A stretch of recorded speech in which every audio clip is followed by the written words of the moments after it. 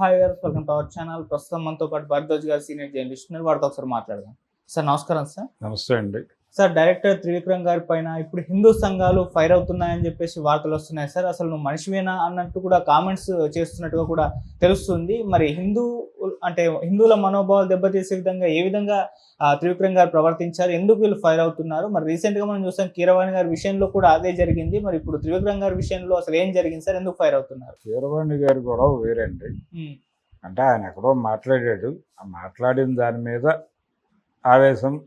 అంటే ఆయన యేసు ప్రభు తాలూకా అంటే ఆ పాటలు అవి చేశాడు. ఆయన చేసిన సందర్భంగా కొంచెం నాకు ఆ మతంలో ఏదో మానవత్వం కనిపించింది అన్న టోన్లో ఆయన ఎక్కడో ఏదో చేసిన కామెంట్ని పట్టుకొచ్చి ట్రోల్ చేశారు.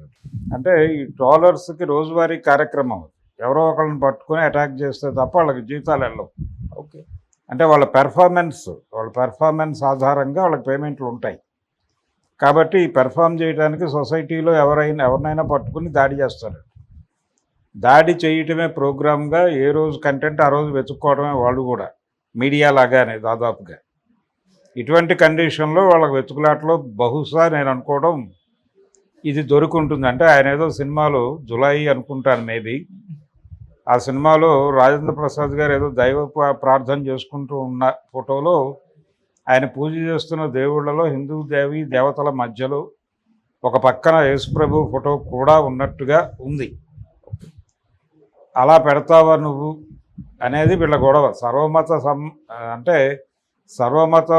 అన్ని మతాలకి అవకాశం ఉన్నటువంటి ఒక లౌకిక రాజ్యాంగం, లౌకికవాదము అనేది మన రాజ్యాంగంలో 42వ రాజ్యాంగ సవరణ నుంచి ఉంది అనే ఒక విషయాన్ని అంగీకరించాలి. ఇంకా అది పీకలేదు.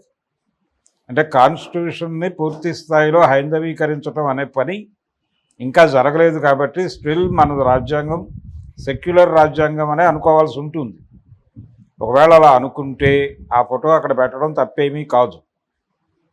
ఏ మతం అయినా సరే ఆ మతంలో ఏముందో తెలుసుకోవడానికి ప్రయత్నం చేయాలి తప్ప పక్క మతాలను తిడితే ఎంజాయ్ చేసేటువంటి, లేకపోతే పక్క మతాలను తిట్టడం ప్రోగ్రామ్గా పెట్టుకునేటువంటి ఒక యాటిట్యూడ్ డెవలప్ చేయటం ప్రోగ్రాం కాదు. కానీ వీళ్ళ ప్రోగ్రాం అలాగే నడుస్తుంది. ఇది ప్రమాదం.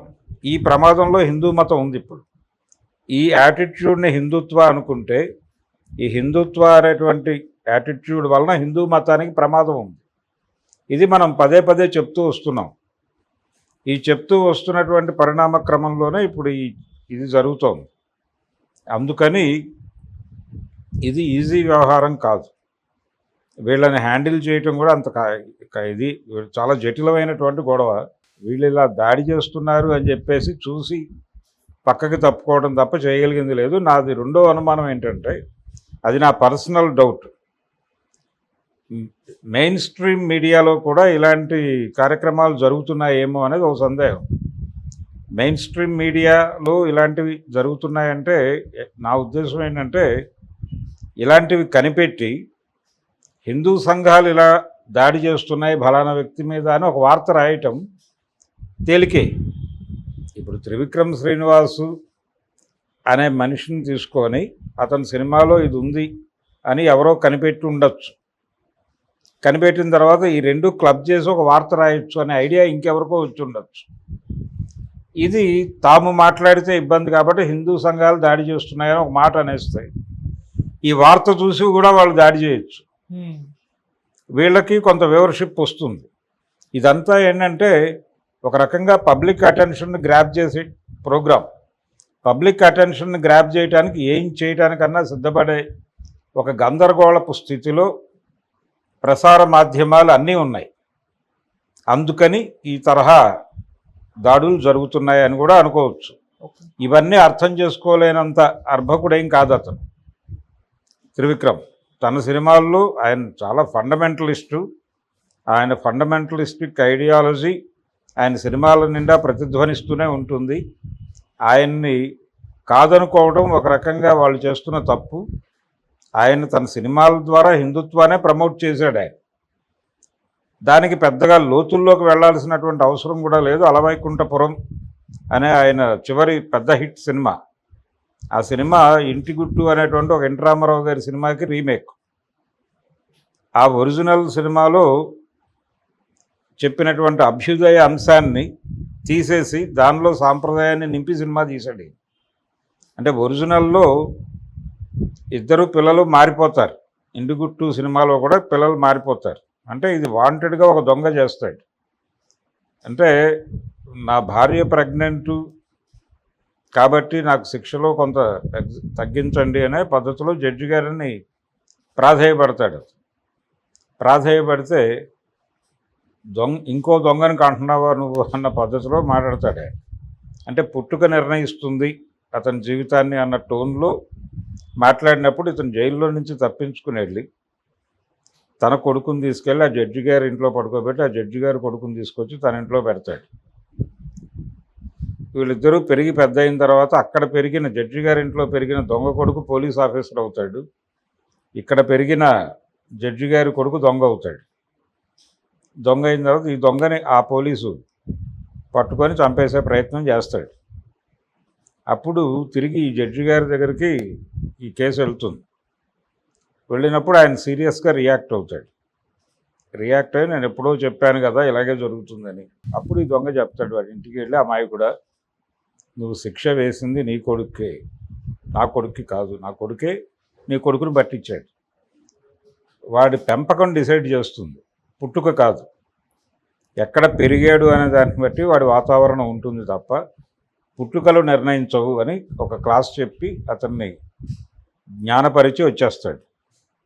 దీన్ని సాంప్రదాయంలో పెట్టి పుట్టుకే నిర్ణయిస్తుంది అని దాన్ని ఫండమెంటల్గా మార్చేసి అలవైకుంఠపురంలో అని సినిమా తీశాడు త్రివిక్రమ్ శ్రీనివాస్. ఈయన తిరోగామి, వాళ్ళు పురోగామి. అందుచేత అలాంటి ఐడియాలు చేయటం మాత్రమే కాదు, దాన్ని పాపులర్గా జనంలోకి తీసుకెళ్ళగలిగిన నేర్పరితనం ఉన్నటువంటి వ్యక్తి త్రివిక్రమ్ శ్రీనివాస్. అతని అవసరం చాలా ఉంది వాళ్ళకి, హిందుత్వ శక్తులకి. అతన్ని వదిలేసుకుంటే ఎలా వాళ్ళు పాపం. రెండోది, ఆయన సినిమాలు మొదటి నుంచి కూడా ఆయన చిరునవ్వుతోనే ఒక సినిమాకి రాశాడు ఆయన రైటర్గా ఉన్న రోజుల్లో. ఆ రాసిన రోజుల్లో మొత్తం అతని సినిమాలన్నీ, స్వయంవరం కావచ్చు, అతను రచయితగా రాసిన నువ్వు నాకు నచ్చావు కావచ్చు, మల్లీశ్వరి, ఏదైనా తీసుకున్నా, ఏ సినిమా తీసుకున్నా దానిలో ఒక ఫండమెంటల్ లైన్ ఉంటుంది. అలాగే కొన్ని సంవత్సరాల క్రితం వామపక్షాలు ఇతర పార్టీలు ఈ దేశంలో ప్రవేశించిన తర్వాత వచ్చినటువంటి రకరకాల ప్రోగ్రెసివ్ ఐడియాలజీ అనే పేరుతో ముందుకొచ్చిన నాస్తిక హేతువాద వామపక్ష ఆలోచన విధానాలన్నీ కూడా తప్పు, అవి తొక్కేసినటువంటి అభిప్రాయాలు ఈ దేశానివి. ఆ అభిప్రాయాల ప్రకారం నడుచుకోవటం చాలా అవసరం అని సినిమా ఇండస్ట్రీలో ప్రకటించిన వాడు త్రివిక్రమ్ శ్రీనివాస్. అందుకని అతను పరమ ఫండమెంటలిస్టు, మోడర్న్గా కనిపిస్తాడు కానీ ఆయన ఐడియాలజీ అంతా అదే. అటువంటి వ్యక్తి మీద వీళ్ళు ఇలా దాడి చేయటం అనేది పాపం తెలియక చేసిన తప్పుగా క్షమించి వదిలేస్తాడు అనుకోండి. కీరవాణి గొడవ వేరు. కీరవాణి ఒక ఫిలసాఫికల్ లెవెల్లో తనకి అలా అర్థమైంది. ఆ అర్థమైన దాన్ని మాట్లాడే ప్రయత్నం చేశాడు, దాడి చేశారు, అది ఓకే.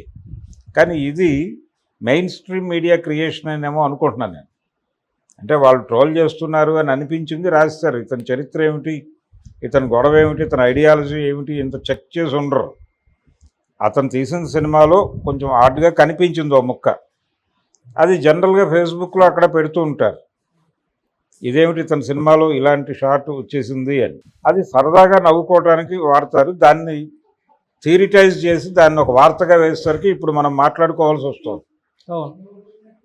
ఇలా చేయటం కూడా మీడియా వ్యూహాల్లో భాగంగా మారిపోయింది. జనాలు అటెన్షన్ని గ్రాప్ చేయటం అనే ప్రోగ్రాంలో భాగంగా ఇలాంటి కార్యక్రమాలన్నీ మీడియా చేస్తోంది.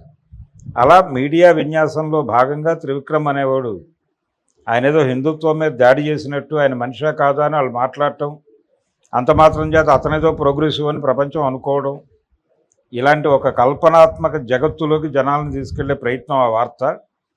అదేం లేదు. త్రివిక్రమ్ శ్రీనివాస్ అనేవాడు పరమ ఫండమెంటలిస్టు. ఆయన హిందుత్వాన్ని ప్రమోట్ చేయటము, అలాగే అనేక నమ్మకాలని ప్రమోట్ చేయటం కూడా ఆయన సినిమాల్లో చాలా ఓపెన్గానే జరుగుతుంది. అందుకని త్రివిక్రమ్ శ్రీనివాస్ ఆయన ఏదో మనిషా కాదా ఇలాంటి ప్రశ్నలు అది మీడియా క్రియేషను, లేదు ట్రోలర్ క్రియేషన్. ట్రోలర్ క్రియేషను అయి ఉంటే వాళ్ళు జీతం కోసం ఏదో తిప్పలు పడుతున్నారని అనుకోవచ్చు. వాళ్ళు మాత్రమే కాదు, మీడియా కూడా అలాగే తయారైంది. కాబట్టి ఇది ఎవరు చేశారు అని చెప్పడం కష్టం.